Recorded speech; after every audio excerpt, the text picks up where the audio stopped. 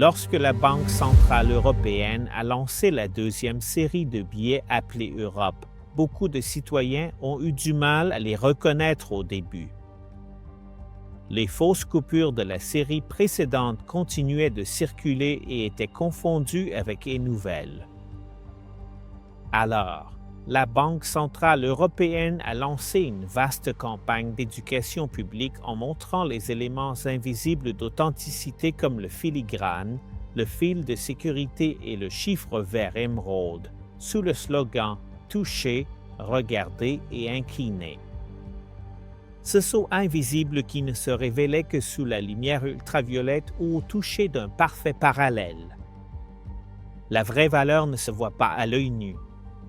On la reconnaît grâce aux signes que le créateur, ou dans ce cas le designer, a laissé pour distinguer l'authentique.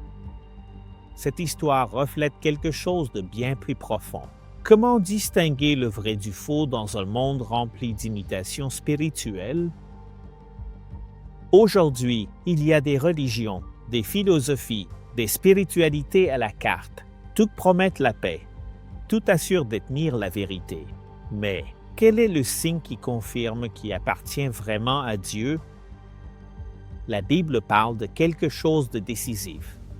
Le sceau de Dieu n'est pas un tatouage, ce n'est pas une puce, ce n'est pas un code caché. C'est une marque spirituelle qui définit à qui tu appartiens, qui façonne ton esprit, tes actions et ton destin éternel.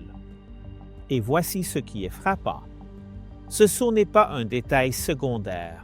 Selon l'Écriture, au moment le plus critique de l'histoire, quand la confusion spirituelle atteindra son apogée, il y aura deux groupes.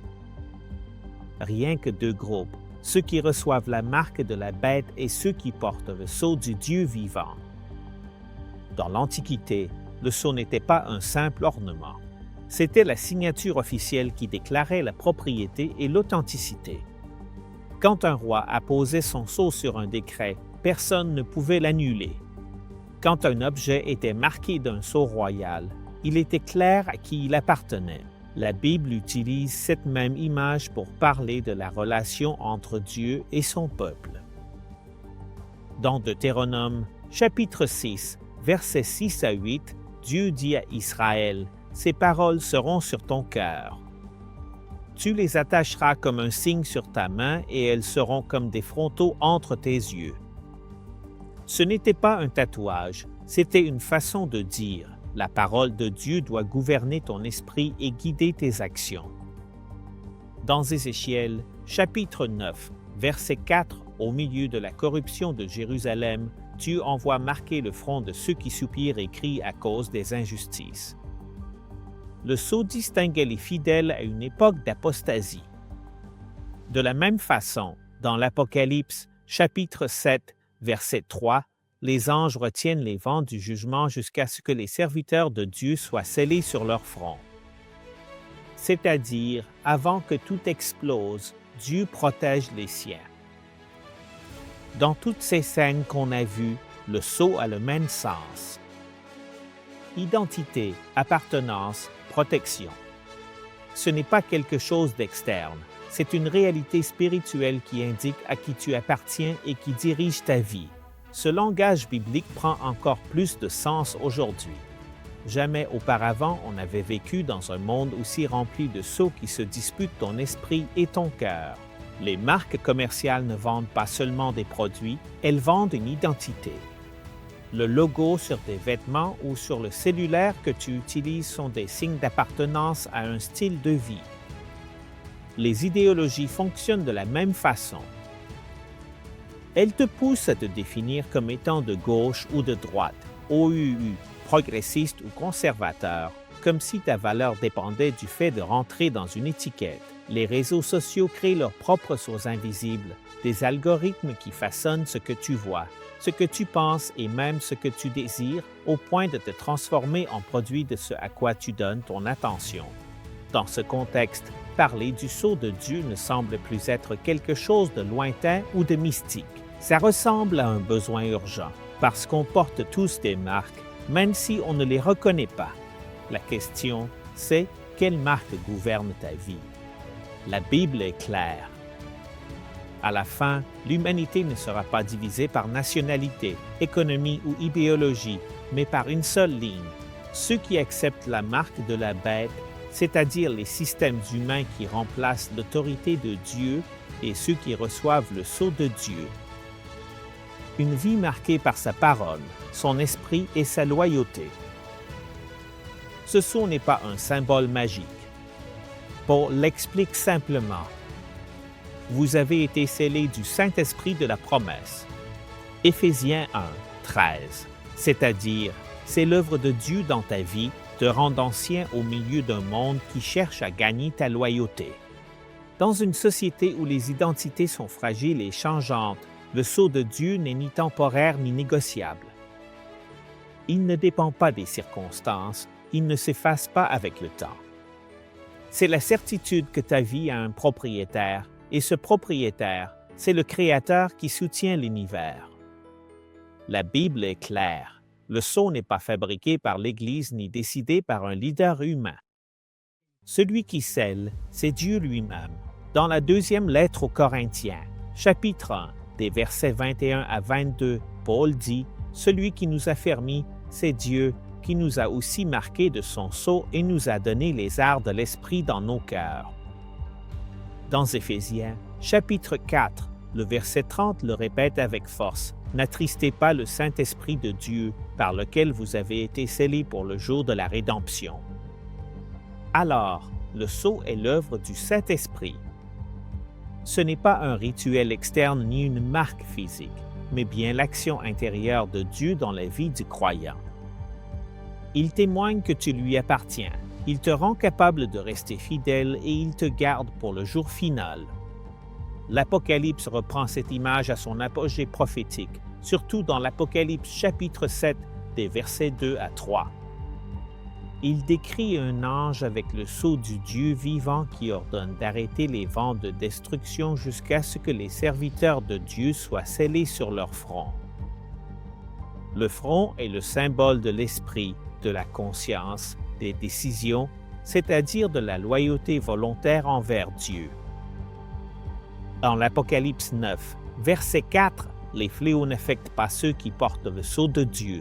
C'est donc un signe de protection spirituelle au milieu du jugement. Finalement, dans l'Apocalypse 14, verset 1, les 144 000 apparaissent avec le nom du Père écrit sur leur front. Le sceau s'identifie au caractère et à l'autorité de Dieu chez ceux qui lui appartiennent.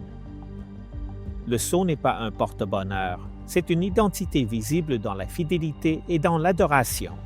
Tandis que le monde reçoit la marque de la bête, signe de loyauté envers des systèmes humains qui remplacent la loi et l'adoration de Dieu, les fidèles portent la marque du Créateur sur leur front. Le conflit dans l'Apocalypse tourne autour de l'adoration. Il ne s'agit pas seulement de savoir à qui tu pries, mais de qui tu reconnais comme autorité suprême dans ta vie. C'est pourquoi, dans Apocalypse 14, verset 7, le message des 3 anges proclame « Craignez Dieu et donnez-lui gloire, car l'heure de son jugement est venue. Et adorez celui qui a fait le ciel et la terre, la mer et les sources des eaux. » Ici, il y a une citation directe du 4e commandement, Exode 20, versets 8 à 11. Le sceau de Dieu est intimement lié à sa loi et, en particulier, au sabbat, car dans ce commandement, Dieu a placé son nom, le Créateur, son territoire, les cieux et la terre, et son autorité, celui qui a fait. C'est le noyau du sceau divin, un signe d'appartenance au Créateur dans un monde qui s'incline devant des puissances créées. Quand l'Apocalypse décrit les serviteurs de Dieu, il ne dit pas qu'ils portent le sceau sur la main, mais sur le front. Apocalypse 7, versets 3 et 14, verset 1. Ce détail n'est pas anodin. Dans la Bible, le front représente le centre de la décision, le lieu de la volonté et de la conscience. C'est là que s'établissent l'identité et la loyauté. Le sceau sur le front signifie que la fidélité à Dieu ne se limite pas à des gestes extérieurs ni à des routines automatiques. Ce n'est pas une obéissance par habitude ni une pratique vide de sens. C'est l'esprit convaincu et entièrement dévoué à la vérité de Dieu. C'est la conscience marquée par son esprit. C'est la différence entre quelqu'un qui fait semblant et quelqu'un qui appartient vraiment. Le fait que ce soit sur le front révèle aussi autre chose. Le sceau de Dieu n'est jamais imposé par la force. Personne ne peut être forcé d'aimer, d'obéir ou de faire confiance. Dieu n'imprime pas sa marque avec violence, mais il l'offre à ceux qui choisissent librement de se remettre à lui. Dans un monde où tant d'idéologies cherchent à manipuler ou à contrôler l'esprit, le sceau de Dieu, c'est tout le contraire. C'est le fruit d'un choix conscient. Déjà dans l'Ancien Testament, le front était un symbole de consécration et d'appartenance. Le grand prêtre portait sur sa tiare une plaque d'or où il était écrit « Sainteté à l'Éternel ». Exode 28, versets 36 à 38. Elle était placée précisément sur son front comme déclaration visible que sa vie et son ministère étaient consacrés à Dieu. Dans l'Apocalypse, cette même idée est élargie.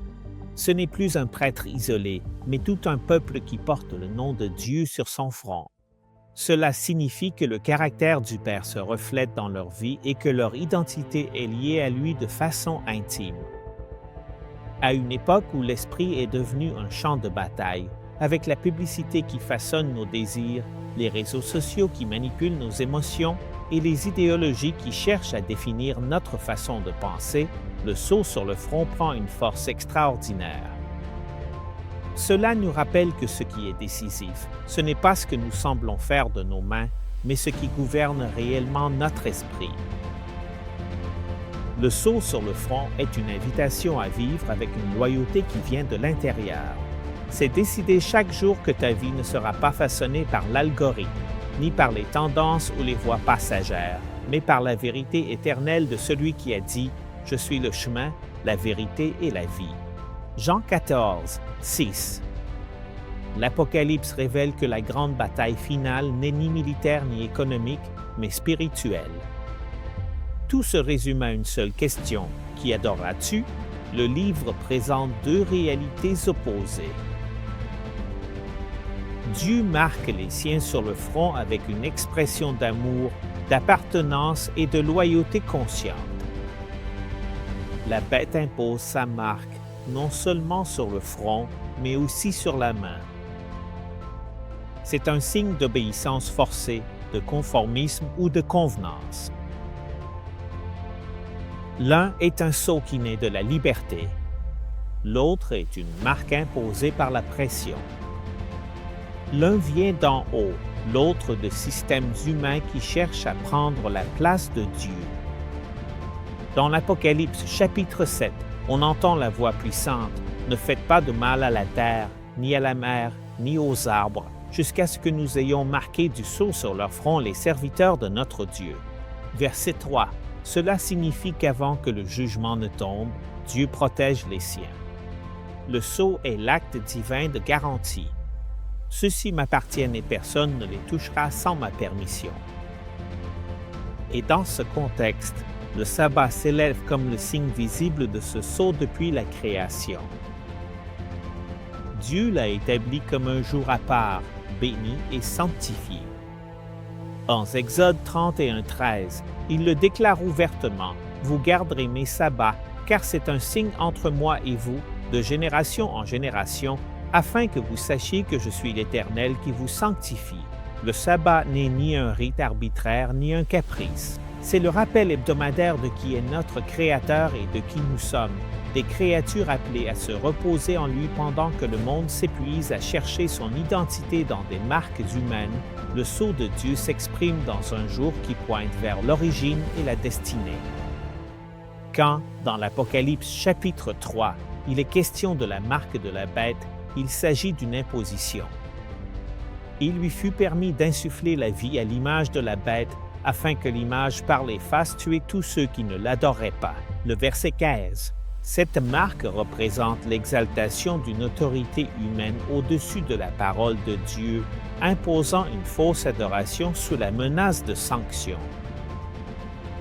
Par contre, le sceau de Dieu n'agit jamais sous la contrainte. Dieu n'imprime pas son nom sur le front des fidèles par la force, mais par le souffle de son esprit, selon ceux qui choisissent librement de rester à ses côtés. Le sabbat, dans ce conflit, devient le point visible où la loyauté se révèle, non pas parce que le jour lui-même possède un pouvoir magique, mais parce qu'il incarne la question essentielle: reconnaîtras-tu l'autorité du Créateur ou celle de l'homme? Parler du sceau de Dieu à la fin des temps, ce n'est pas parler de quelque chose de lointain ou de symbolique, c'est parler de notre vie quotidienne. Parce que chaque sabbat, quand tu choisis de mettre ta propre agenda de côté et de reconnaître Dieu comme Créateur, tu déclares: ma vie n'appartient pas aux systèmes humains, elle appartient au Dieu vivant qui a fait le ciel et la terre. Ce repos, ce sceau, sera ce qui distinguera, au moment critique, ceux qui cèdent aux pressions humaines de ceux qui restent fermes dans la fidélité à Dieu. Le sceau n'est pas seulement pour l'avenir, il commence déjà aujourd'hui à marquer ceux qui vivent selon la parole et non selon le courant de la majorité. Le monde moderne nous propose des marques partout. Des marques politiques qui divisent, des marques commerciales qui asservissent, des marques idéologiques qui exercent des pressions. Elles partagent toutes le même schéma. Elles s'imposent, façonnent de l'extérieur, exigent la conformité. En revanche, le sceau de Dieu n'opprime pas, il libère. Quand l'Apocalypse décrit les scellés, il ne dépeint pas un groupe d'esclaves marqués par obligation.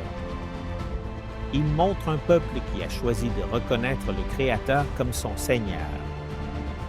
Un peuple qui a compris que la vraie liberté ne consiste pas à se séparer de Dieu, mais à se reposer en lui.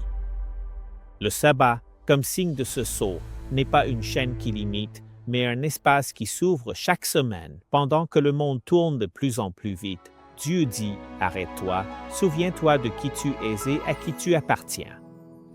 Tu n'es pas le produit du marché ni de la politique.